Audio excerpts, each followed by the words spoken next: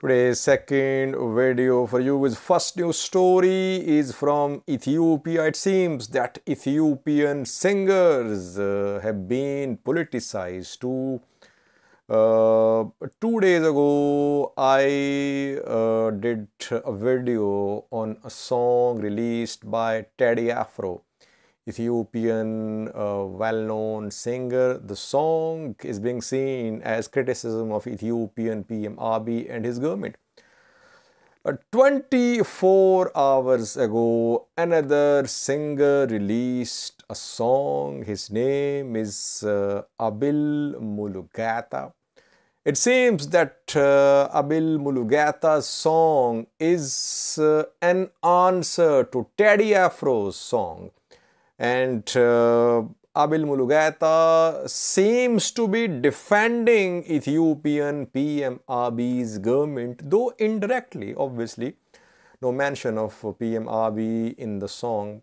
There was no mention of PM Abiy in Teddy Afro's song, but Abel Mulugeta's song, tens of thousands have viewed this song.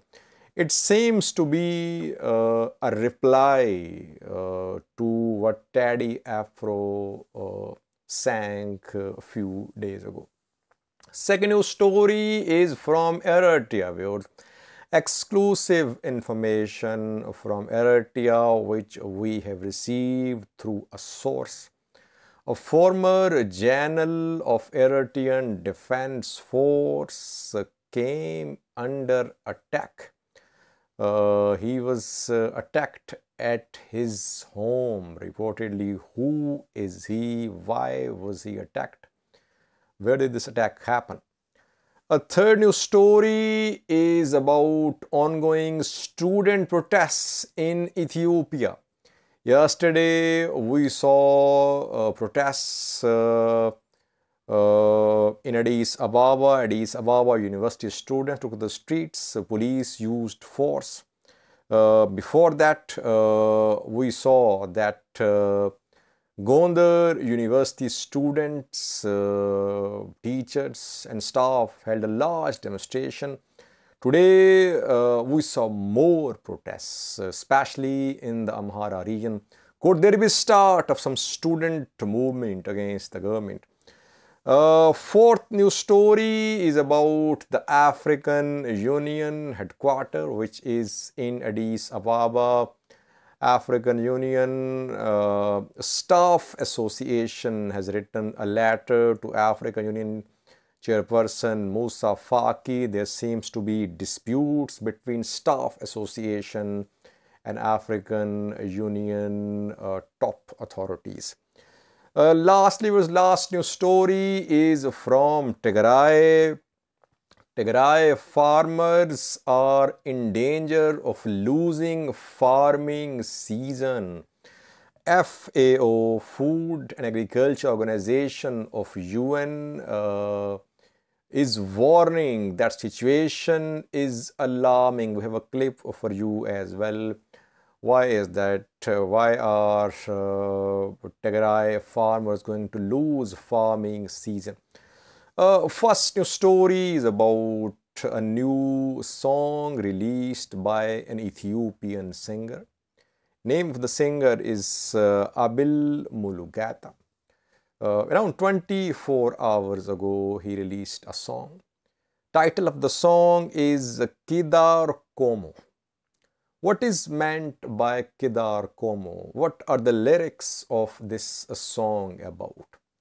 Kedar Komo is translated, which I have got translation by a viewer, by a user, is that it means standing away without being tested, or it can be translated as looking from the outside.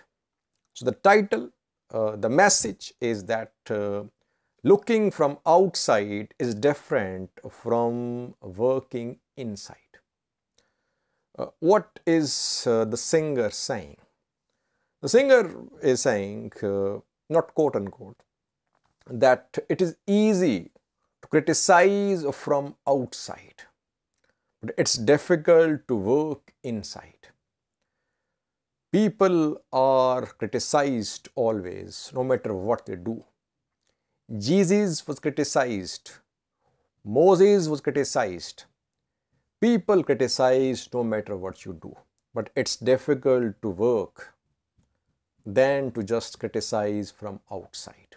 The song is full of biblical references, and this song is being seen as an answer to Teddy Afro's song. Teddy Afro, a few days ago, this week released a song. Title of the song is Night. And that song was seen as criticism of Ethiopian government, PM Abiy's government. The lyrics of Teddy Afro's song were like this: his hall is glitzy, but who will attend his feast? And those who took oath have been blinded by ethnic lines. This type of lyrics, which were translated as a criticism of Ethiopian government of PM Abiy. That he was forming new rules, people are dying, and he is spending money on lavish projects. That is how Teddy Afro's song was interpreted. Now, Kedar Komo of Abel Mulugeta seems to be defending PM Abiy's government, that it's easy to criticize, but it's difficult to work when you are inside, when you are part of those who are working. It seems that Ethiopian singers have been polarized as well. Teddy Afro is criticizing PM Abiy and his government. Abel Mulugeta is defending PM Abiy's government. Teddy Afro was critical of EPRDF government as well. And he has remained largely silent. People accuse him of promoting Amhara interests, though he claims that he is an Ethiopian singer and he sings for Ethiopia. But these two songs, if you look at the translation of lyrics, it's very much clear that both songs have political messages. Political gestures can clearly be seen in the lyrics of these two songs. Tens of thousands have viewed Kedar Komo of Abel Mulugeta. Second news story is about an Eritrean former general who was attacked reportedly by unknown people. Who is this general who worked as minister and in other top positions? We have received this information through a source which cannot be disclosed. He verified it and he says that it happened. Name of the general is Sabbath Ephraim. Sabbath Ephraim is former defense minister of Eritrea. He fought in the struggle for independence of Eritrea. He was part of EPLF. After independence of Eritrea, he served in top positions. He worked as Minister of Health as well, Minister of Energy and Mining, Minister of Defense. I think he worked as governor of Amhara to Eritrean capital city. In 2019, reportedly, he survived an assassination attempt, but he was partially paralyzed. Since then, he's been bedridden, it is said. He was not seen frequently in public since 2019 assassination attempt. What happened is that reportedly some unknown people, some unknown individuals stormed his house. His house is in Amhara, Eritrean capital. There he was attacked. How is he now? Has he survived this attack? we have no further information, but attack has been confirmed by some of our sources that Sabbath Ephraim did come under attack. Reason of the attack is unknown so far. Does he live alone? What we have learned is that his wife is not in Eritrea. His wife has left Eritrea. She's out of Eritrea. So it seems that he lives alone. He was already partially paralyzed. We will try to update you if we get more information. Obviously, Eritrean government will not issue any statement. It's very difficult to get information from Eritrea. There is very tight control of Eritrean government information flow. Just one TV channel, one radio channel, one radio station, one newspaper. So it becomes almost impossible. But somehow a source shared this information with us that Sabbath Ephraim came under attack in Amhara.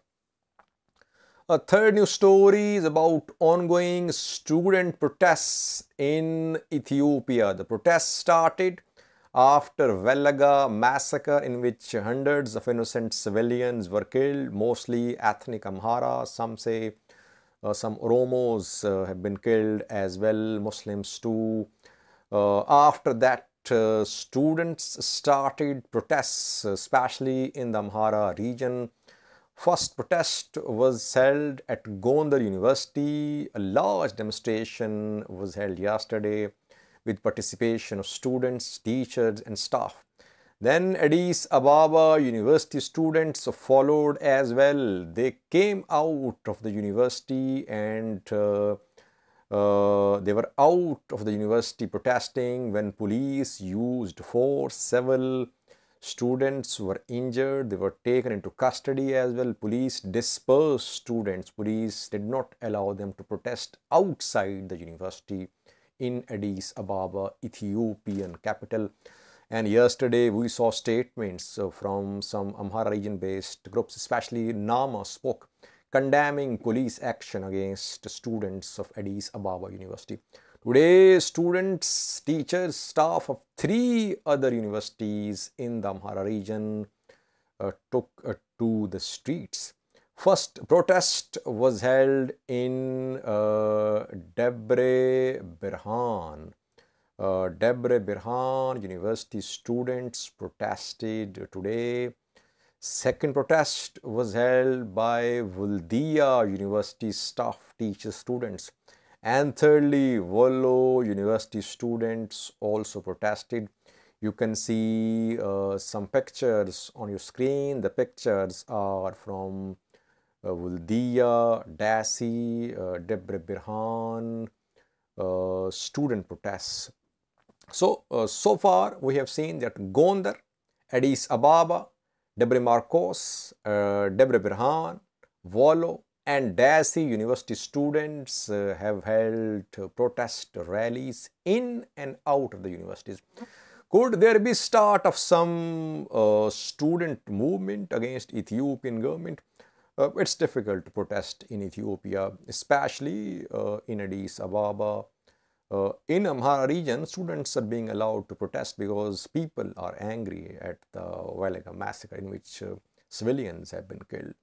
But once this movement gains any momentum, you would see that government forces will take action. No one could have imagined a few months ago that Fano commanders would be on the run. You are seeing that Zamina Kasi, Masri Shah are on the run, and top Fano commanders have been, they are being hunted down. Thousands of Fano supporters, sympathizers, fighters are in detention, arrested by Ethiopian government forces, Amhara regional forces. So it's difficult to start a street movement in Ethiopia. Fourthly, viewers, there are problems at Addis Ababa African Union headquarters. African Union Staff Association has written a letter to Musa Faki, African Union chairperson. The latter is against African Union reform processes and implementation of transition plan. President of African Union Staff Association has shared his reservations of African Union staff about ongoing reforms and implementation of transition plan. The staff wants talks with top African Union authorities to resolve this issue. Lastly, viewers, very important news story is from Tigray. FAO has released a video message, a statement that farmers in Tigray are in danger of losing farming season. What is FAO? Food and Agriculture Organization of the UN has released a message and statement. FAO says that June to August is farming season in Tigray. Farmers prepare their land, waiting for rainfall, and after rainfall, seed and fertilizer is needed for farming.